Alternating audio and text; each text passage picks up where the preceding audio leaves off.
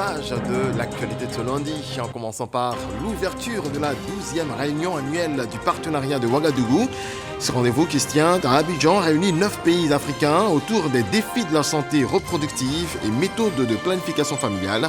Le Premier ministre Robert Berré-Mambé a annoncé une augmentation de la contribution financière de la Côte d'Ivoire de 400 millions de francs CFA à plus de 2 milliards de francs CFA. Les chiffres, il y en aura dans cette édition avec l'adoption du budget de l'État de Côte d'Ivoire pour 2024, adoption par la Chambre haute du Parlement, le Sénat. Le projet de budget de l'État s'élève à plus de 13 700 milliards de francs CFA.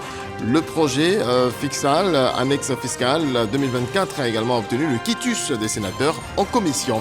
Et puis les Ivoiriens sont-ils en tête des candidats à l'immigration? 14 000 d'entre eux auraient débarqué en septembre sur l'île italienne de Lampedusa. C'est selon l'agence européenne Frontex. Des chiffres contestés par le gouvernement ivoirien, ce qui a motivé la rencontre entre Vagondo Diomandé, le ministre de l'Intérieur et de la Sécurité, et les membres clés de la Commission de l'Union européenne. Bienvenue à vous tous, on démarre tout de suite avec l'ouverture de la 12e réunion annuelle du partenariat de Ouagadougou, présidé par le Premier ministre Robert Berré-Mambé. Ce rendez-vous qui se tient à Abidjan réunit 9 pays africains autour des défis de la santé reproductive et méthodes de planification familiale. Franck Quadio. La 12e réunion annuelle du partenariat de Ouagadougou, RAPO, ouverte sur la thématique genre et santé reproductive, les stratégies pour un changement social et comportemental en faveur de la jeunesse. Abidjan accueille l'événement pour la seconde fois. En effet, le thème de notre réunion annuelle, mentionné plus tôt, qui s'était tenu à Abidjan, était la multisectoralité.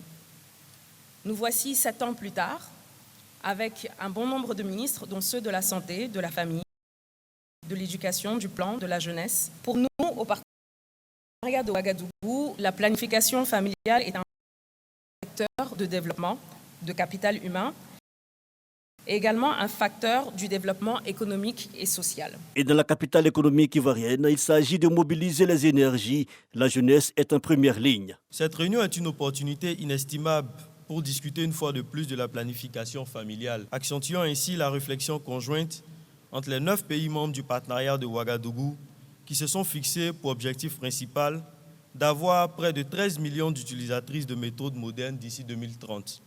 Cette vision noble portée essentiellement par les États avec l'appui des bailleurs, des instituts de recherche et de plusieurs fondations constitue des efforts fort appréciés par les jeunes que nous sommes. 13 milliards d'utilisatrices outillées aux méthodes contraceptives, cela est possible avec l'appui des partenaires. Ainsi, guidé par cette politique dans notre engagement avec le partenariat, le Canada continuera de plaider en faveur de la planification familiale dans le cadre d'une approche globale visant à faire progresser la SDSR des femmes et des filles dans les pays du partenariat. Et la région couverte par le partenariat de Ouagadougou fait face à des taux de mortalité maternelle et infantile encore préoccupants et à des faibles taux de prévalence contraceptive et à un taux élevé de besoins non satisfaisants. Et pourtant, malgré ces défis, les pays réalisent des progrès importants. Des progrès réalisés à l'exemple de la Côte d'Ivoire qui s'inscrit en modèle. Le pays s'est engagé,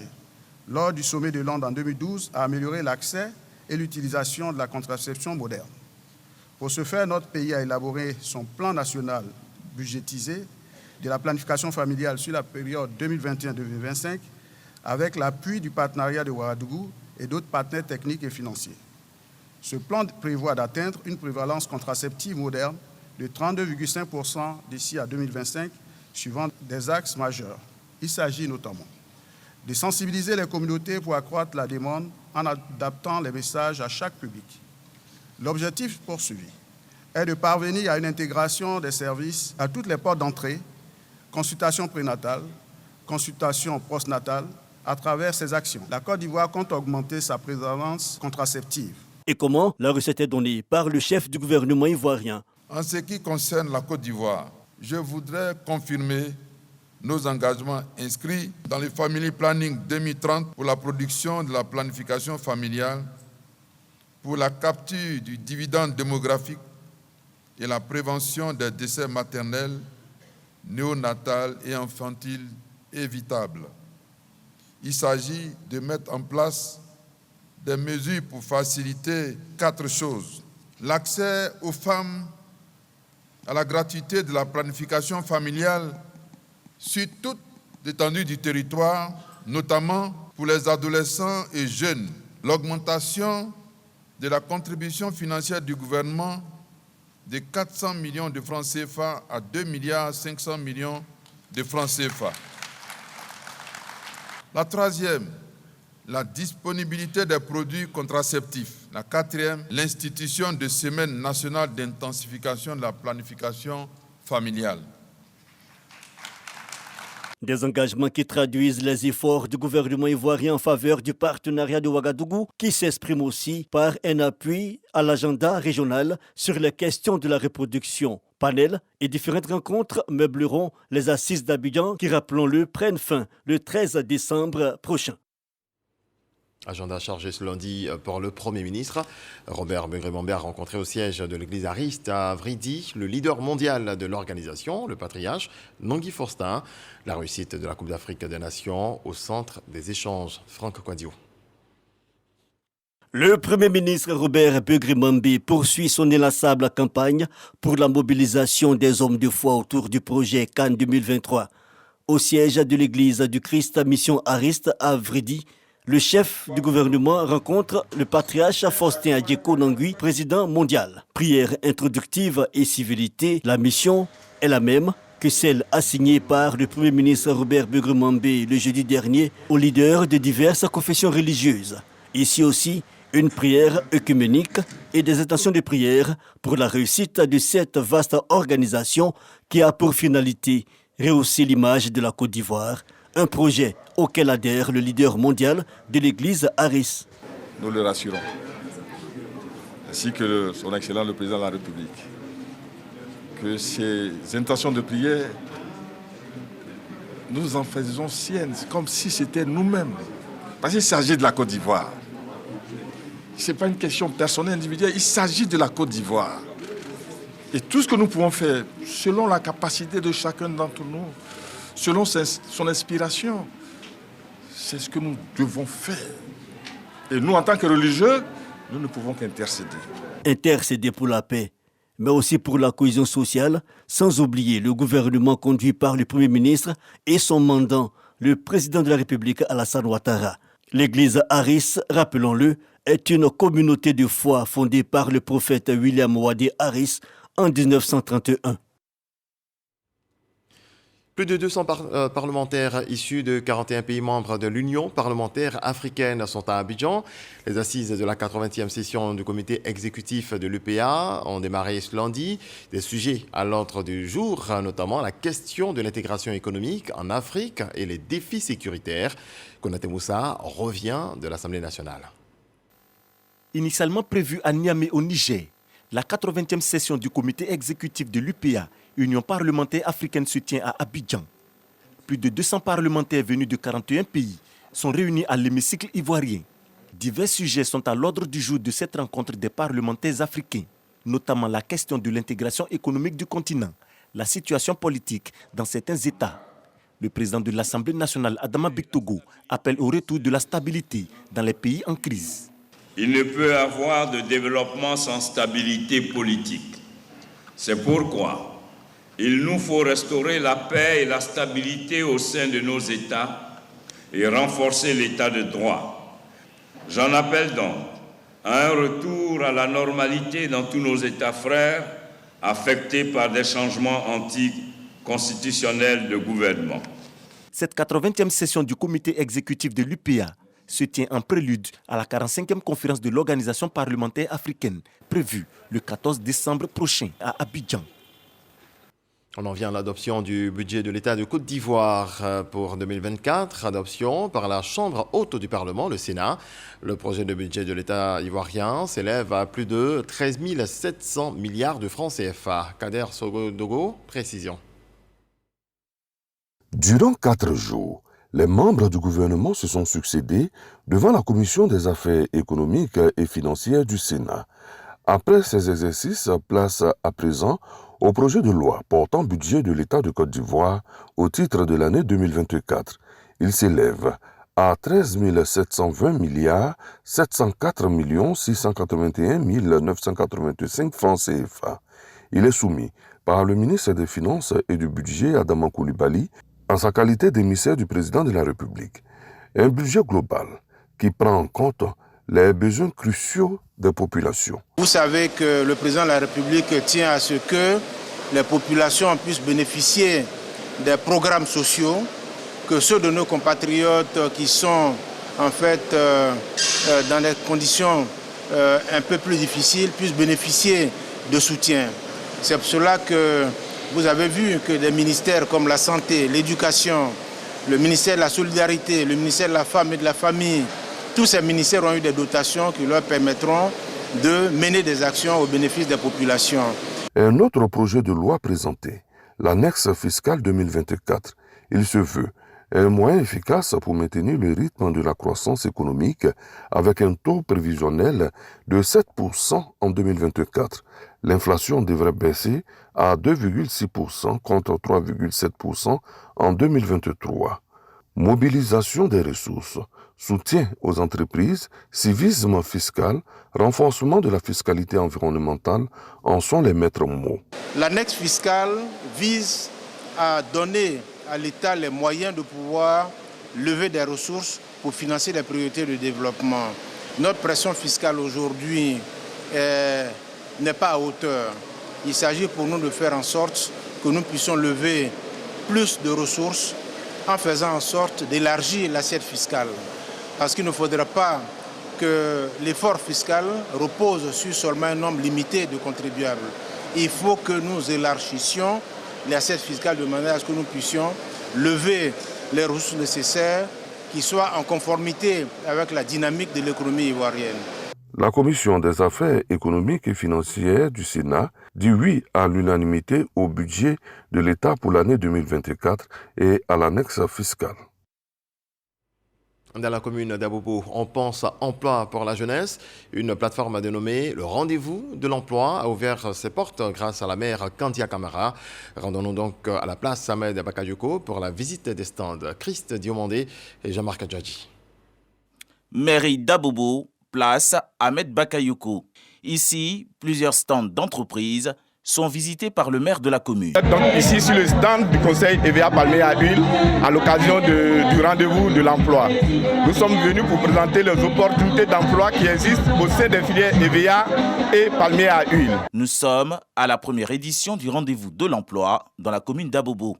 Une opportunité offerte par la maire Kandia Camara à la jeunesse communale. Occasion saisie par l'étudiant Oumar Bamba en année de Master 2 à l'université Félix Houphouët-Boigny de Cocody. Je suis ici ce matin pour m'identifier, pour m'inscrire sur la liste de la jeunesse employée afin de pouvoir obtenir un emploi ou bien des formations.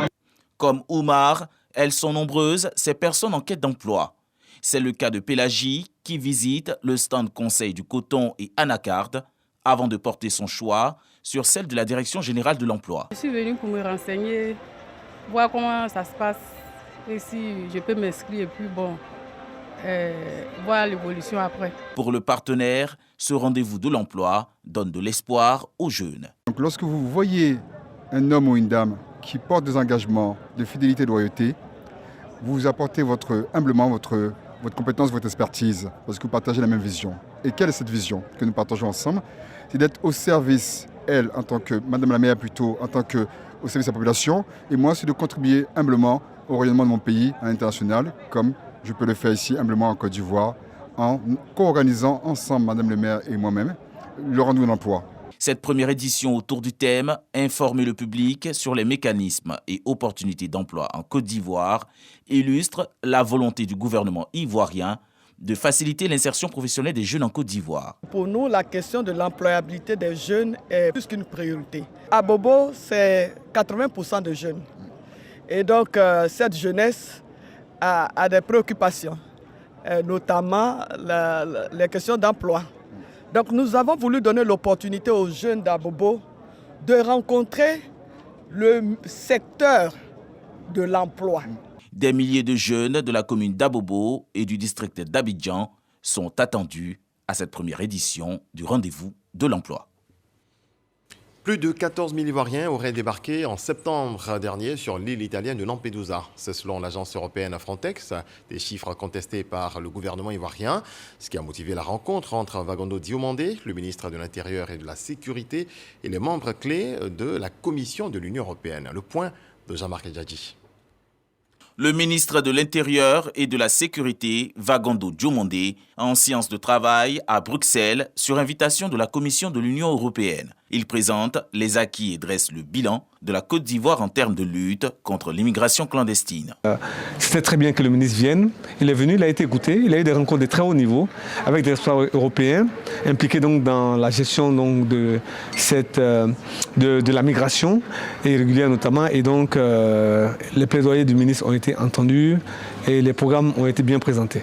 Avec tous les efforts déployés par son Excellence, Monsieur le Président de la République, la jeunesse ivoirienne doit pouvoir contribuer au plein développement du pays et faire en sorte que l'image de notre pays soit celle-là qui mérite d'être véhiculée. Mais l'objectif final, c'est d'obtenir l'accompagnement continu des partenaires pour que justement ces efforts-là soient couronnés de succès. Le ministre Vagando Diomandé a saisi l'occasion pour échanger et coopérer avec des personnalités du Parlement européen.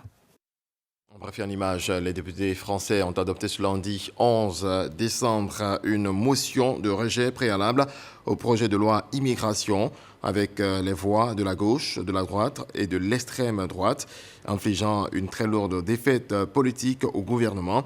Le ministre de l'Intérieur, Gérald Darmanin, s'est immédiatement rendu ce soir à l'Élysée où il a remis sa démission au président de la République qui l'a refusé.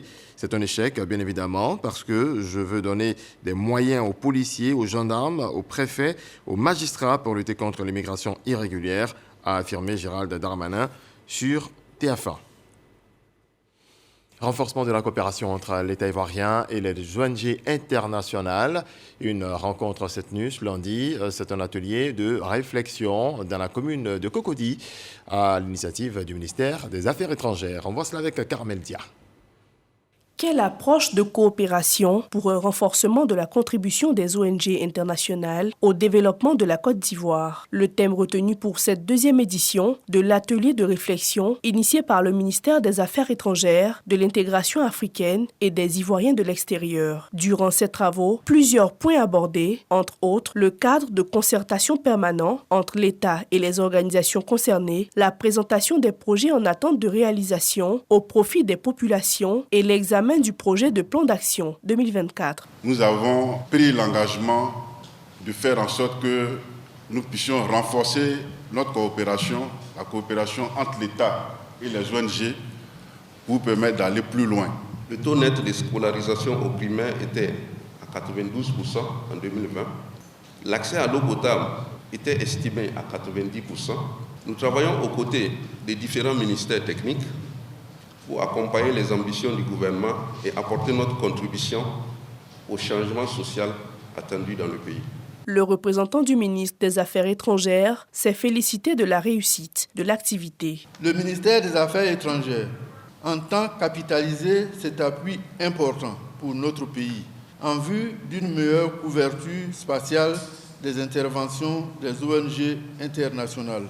La première édition de cette tribune de réflexion s'est tenue fin 2022. À l'issue, les participants ont pris l'engagement de renforcer la coopération entre l'État ivoirien et les organisations internationales en vue de mettre en œuvre leurs activités sur l'ensemble du territoire national.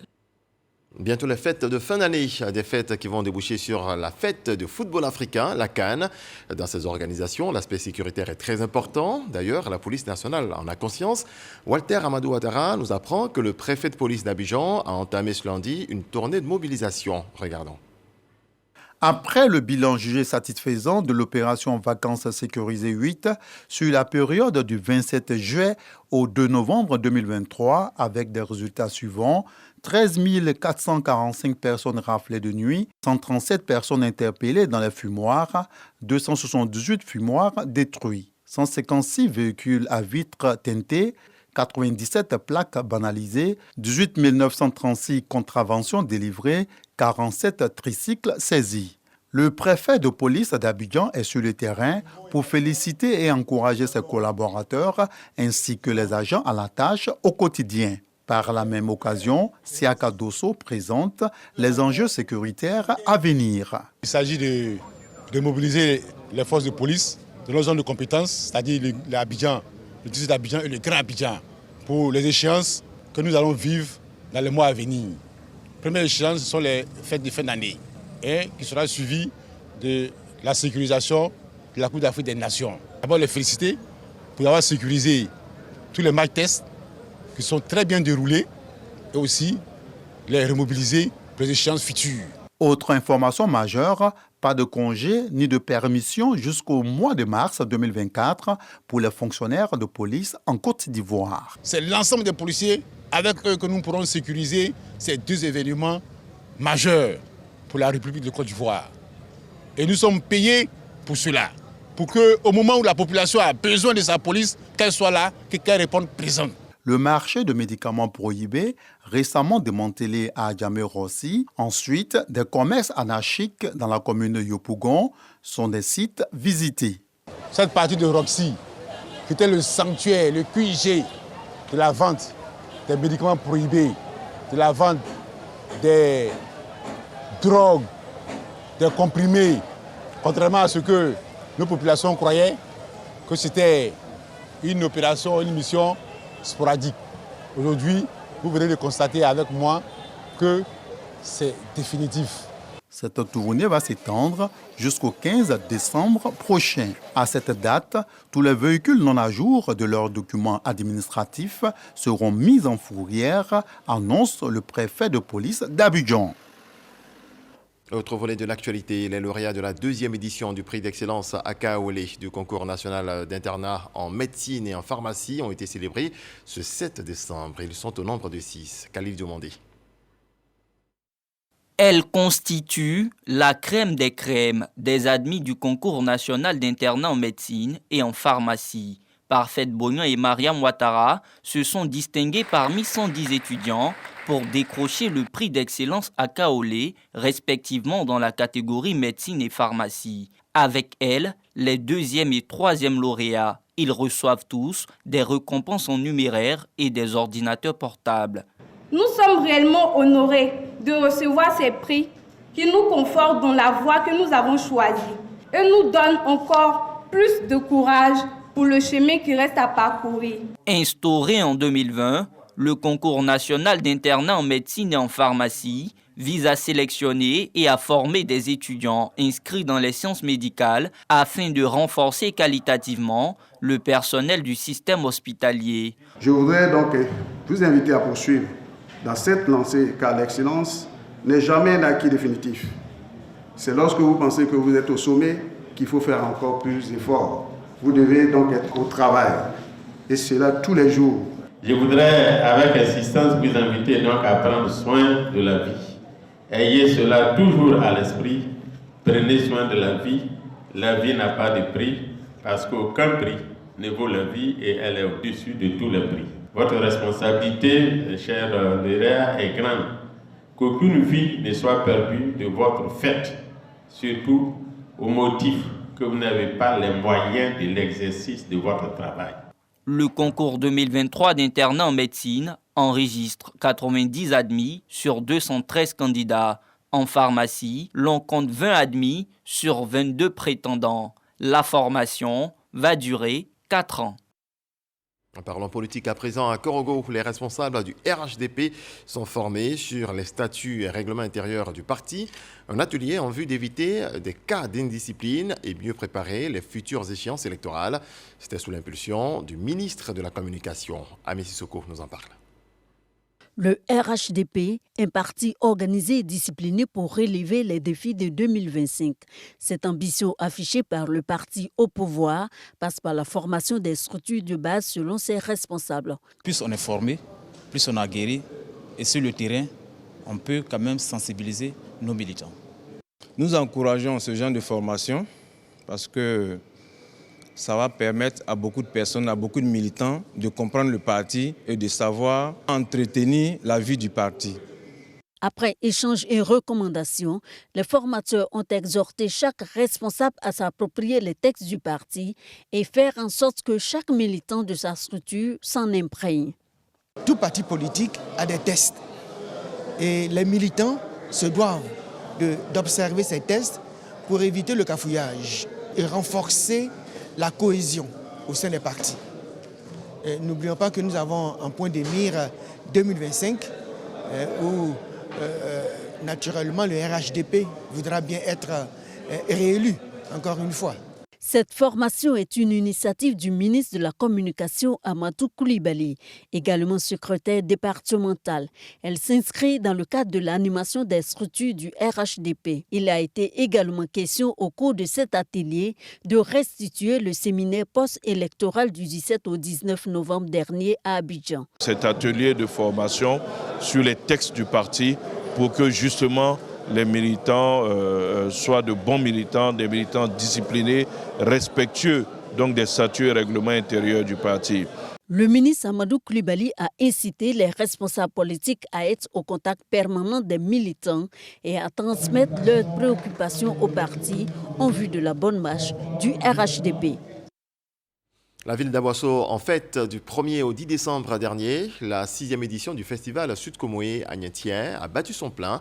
Une vitrine de valorisation du patrimoine culturel de la région du Sud Komoé. Retour sur cette célébration avec Davis Oyo. Abosso, capitale du Sud Komoé, vibre au rythme de la 6e édition du festival Sud Komoé à Agnetière. Ce festival est un rendez-vous annuel tourné vers la promotion du patrimoine culturel et du savoir-faire des peuples du Sud Komoé. Les rythmes et chants de l'orchestre Harmonie, composé des musiciens et percussionnistes des 8 royaumes qui composent le Sud Komoé, en est l'illustration. Cette année, on a fait la Kwese, la Bodan, le Kwandan et le Golo. Le festival est pour nous un moyen de promouvoir ces danses-là auprès de la jeunesse. Cette année, la communauté Bété et le peuple à l'honneur.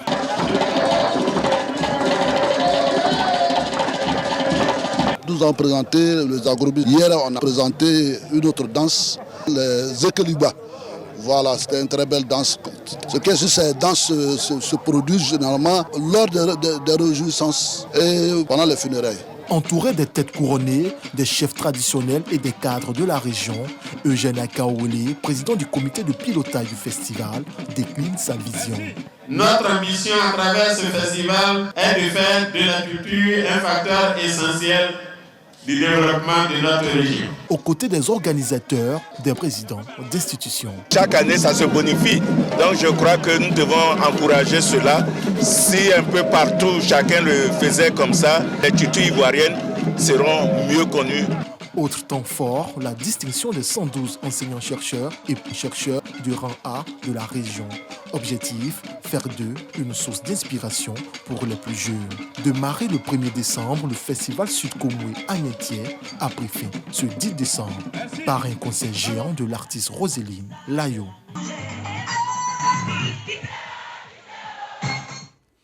Du football, l'attaquant nigérian Victor Osimhen élu meilleur joueur africain de l'année 2023 lors de la cérémonie organisée par la Confédération africaine de football CAF ce lundi à Marrakech au Maroc.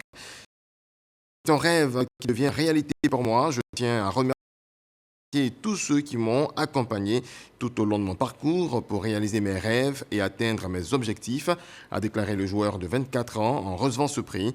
Le buteur masqué, auteur de 6 buts en championnat cette saison, on avait inscrit 26 lors du précédent exercice, contribuant largement au 3e titre des Napolitains et le premier depuis l'ère Diego Maradona. Point final. Excellente nuit à vous tous. Dieu nous garde. Bonsoir.